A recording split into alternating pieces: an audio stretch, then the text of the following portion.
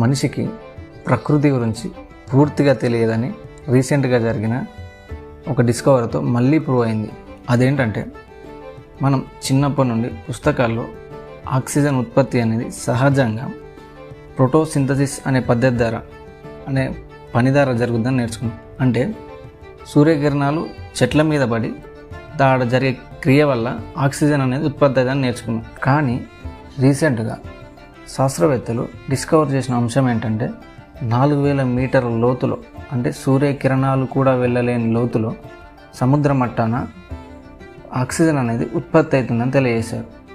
అందుకే సూర్యకిరణాలు వెళ్ళలేని లోతులో ఆక్సిజన్ అనేది ఉత్పత్తి అవుతుంది కాబట్టి దానికి డార్క్ ఆక్సిజన్ అని పేరు కూడా పెట్టారు. ఈ విషయం తెలిసినాక మనసులో మన పని ఏంటి?